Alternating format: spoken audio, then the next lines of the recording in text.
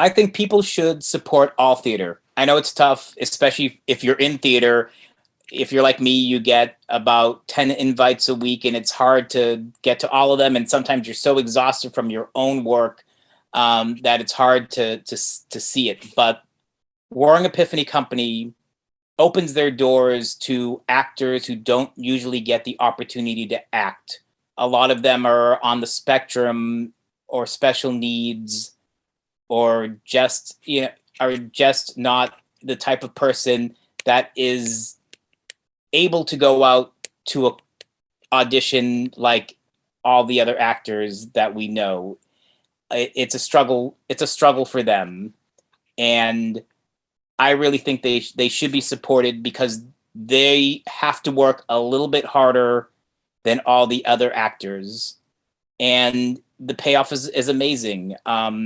I even hate to mention that this is special needs or they're on the spectrum because I'd say most of the time you wouldn't know because they're just so great. So that's why I think everybody should take the time out, watch it, and you'll enjoy it. I think it'll put a smile on your face no matter what.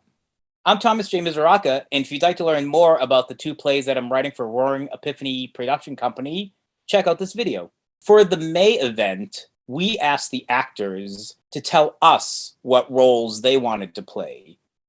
So RJ put together a survey for the actors to let us know what, who they wanted to play, what this character was, what kind of secret this character was hiding, what this character's weaknesses were, what their strengths were, a little bit of something, and some were more detailed than others. And then it was the job of me and Steven we were given 3 actors for one and 2 actors for another. We broke them up evenly.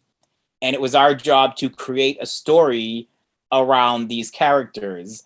And I'll tell you, it was a little daunting at first because, wait a minute, how do we make all of this work?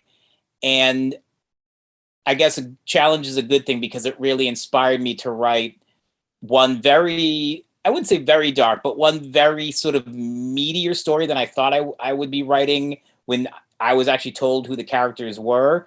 But I did so one is a very sort of no exit type, 3 people in a room, all kind of arguing with each other. Each has a secret. Each has maybe something a little bit more mysterious happening with them.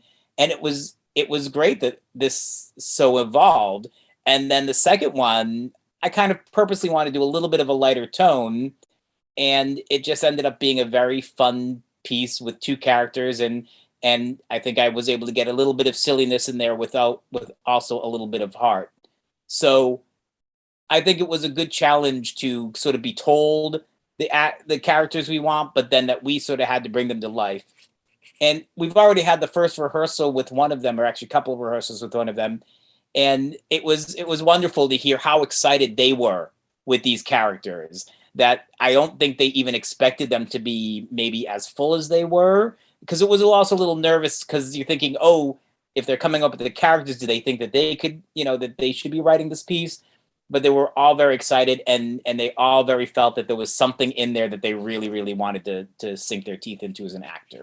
With these 2 plays, I think the first thing I want people to get out of them is entertainment. As a writer, I think the most important thing we can do is to entertain people. Of course, it's our job to be socially relevant. It's our job to be informative, to educate, but we can't do any of that if we're not entertaining. So with these 2 plays, my top job as the playwright is to make sure they're entertaining, because it's also, as I noted earlier, my responsibility to these actors who sort of, gave me the responsibility to come up with good characters for them.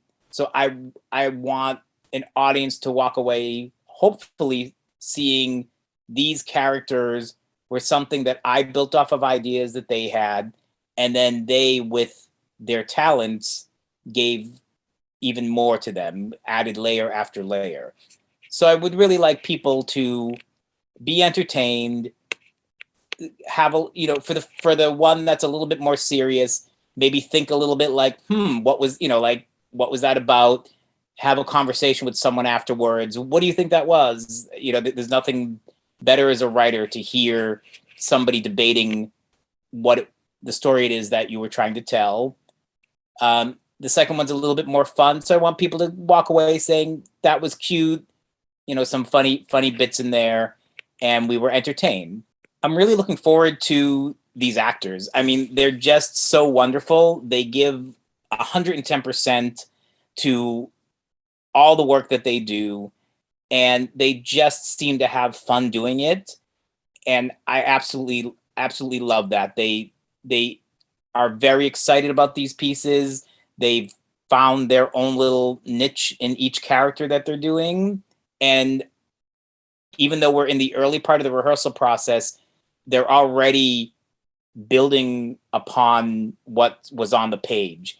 And I know when we get to the night of the show, they're going to have an amazing character that people are going to remember. So it was requested that we write plays specifically for Zoom.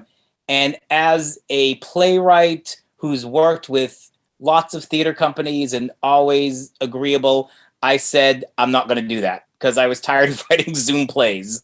So these plays are written with Zoom in mind, but they can be performed live on stage. So maybe sometime down the road, we'll be able to see these on stage and have a little bit more life brought into them than just, unfortunately, what we see as talking heads. But Roaring Epiphany is also very tech savvy, so I'm sure there will be some fun elements that they will add to bring life to these pieces. But they were written in the back of my mind to be on stage, but understanding the limitations that we have in Zoom. So I feel Roaring Epiphany is important because, as I've mentioned multiple times, that they give a chance to actors who don't often get chances. And I understand for many theaters, it gets busy. You're doing a show after show, and you want to be inclusive, but you're just doing your work. Roaring Epiphany goes out of their way to make sure all actors get to have the experience of auditioning, of prepping a show, of rehearsing, of putting on a show. And I think that should be not only celebrated, but supported. I'm Thomas J. Misuraca, and if you enjoyed hearing about the 2 plays that I'm working on for Roaring Epiphany Theater Company, please come out to our show, check out their website, and support theater.